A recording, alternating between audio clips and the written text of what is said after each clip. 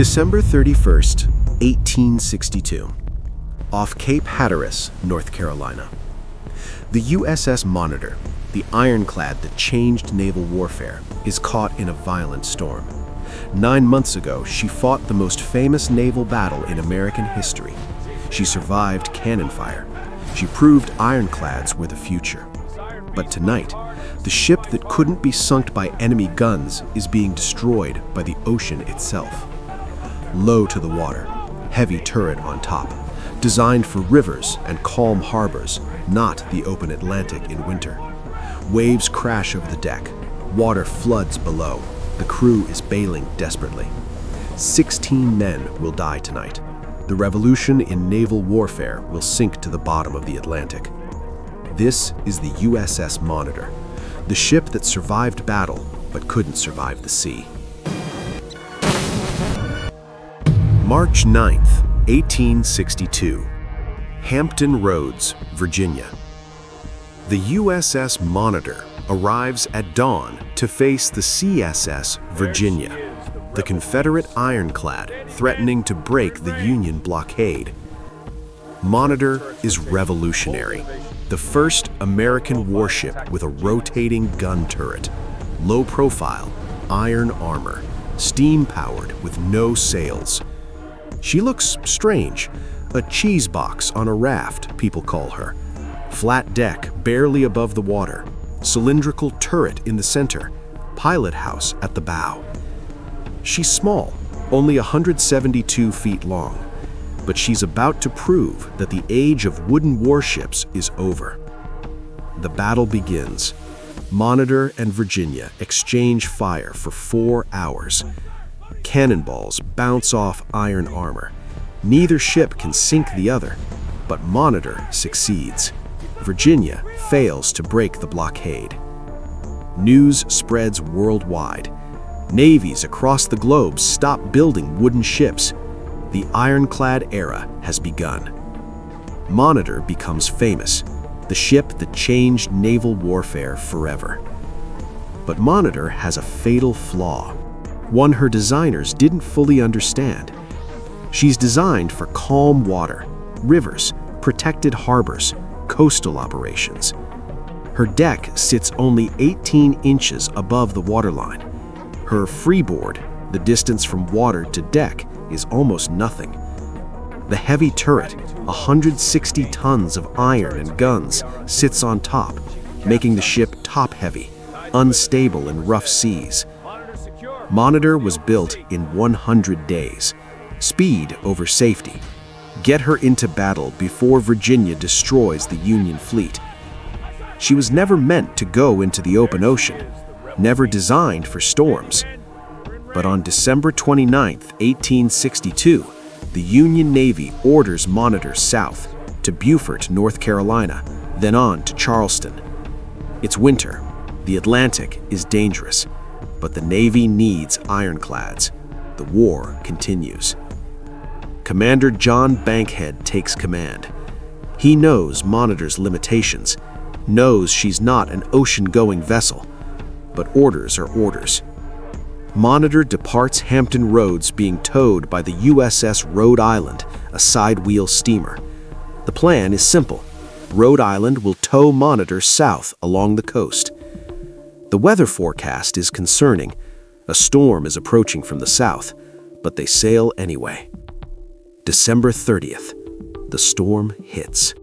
December 30th, 1862. Evening. The sea is getting rough. Waves are building. Wind is increasing. Monitor is being towed behind Rhode Island, connected by a heavy tow rope. The problem starts immediately. Monitor's flat bottom and shallow draft make her terrible in waves. She doesn't ride over waves, she plows through them. Water crashes over the low deck with every swell. The turret, designed to rotate and fire, becomes a liability. Water pours in through the gap between the turret and the deck. The seal isn't watertight. It was never meant to be. It needs to rotate. Water floods into the ship below deck. The crew starts bailing. Pumps are activated, but the water is coming in faster than they can remove it. By midnight, the situation is critical. Commander Bankhead realizes they're in trouble. Monitor is caking on water. The pumps can't keep up. The blower engines, which force air into the boilers and throughout the ship, are failing. Water is reaching the machinery spaces. Without the blowers, the boilers can't maintain steam pressure. Without steam, the pumps won't work. Without pumps, they can't remove water. It's a death spiral. December 31st, after midnight. The storm intensifies. Waves are now crashing completely over Monitor's deck. The ship is barely visible, just the turret and pilot house above the waves. Below deck, the crew is fighting for their lives. Water is waist-deep in the engine room. The fires in the boilers are going out. Steam pressure is dropping. The main engine stops. The auxiliary pumps fail. The blowers die. Men are bailing by hand, forming bucket brigades, trying desperately to keep the water down, but it's impossible. The Atlantic is pouring in through every gap, the turret seal, the anchor well, the ventilation shafts. Monitor is sinking. 2 a.m. Commander Bankhead makes the decision. Abandon ship. He signals Rhode Island. The steamer tries to come alongside, but the seas are too rough. Waves are throwing both ships around. Getting men off Monitor, in the dark, in a storm, with waves crashing over everything, is nearly impossible.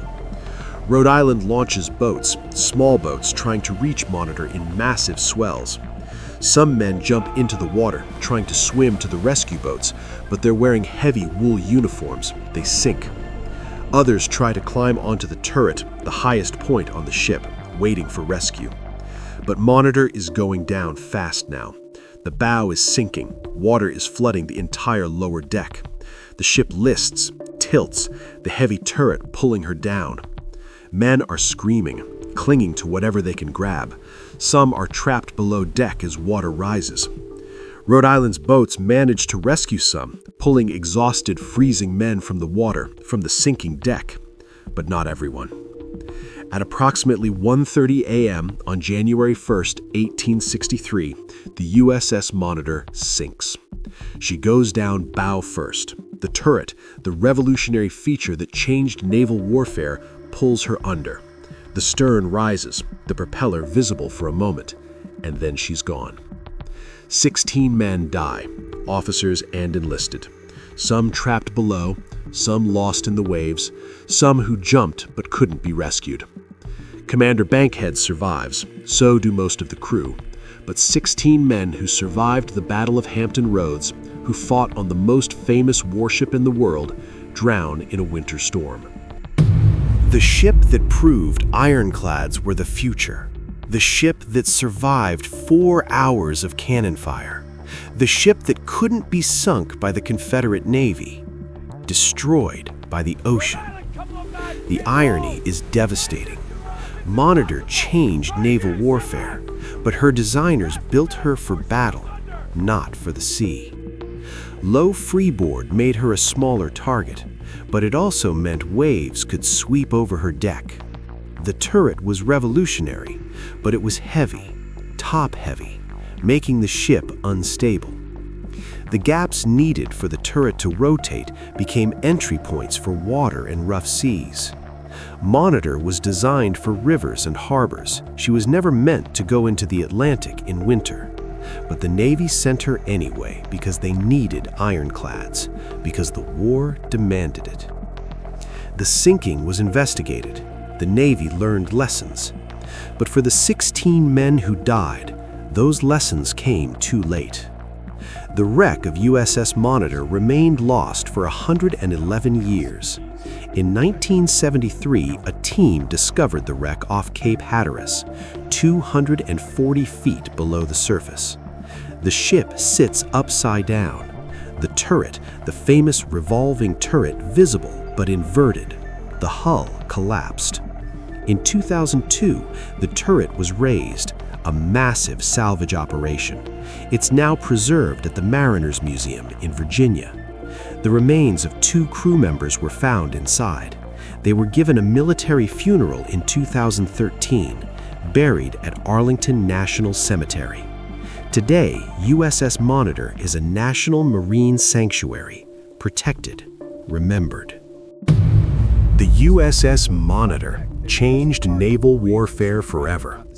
Rotating turrets, armored ironclads, the blueprint for every battleship that followed. But she couldn't survive her first winter storm at sea. 16 men died, not in battle, not from enemy fire, from waves and winter Atlantic, and a ship designed for rivers sent into the ocean. Remember USS Monitor, the revolution that survived battle but couldn't survive the sea. The ship that proved ironclads were the future, and the storm that proved even revolutions have limits.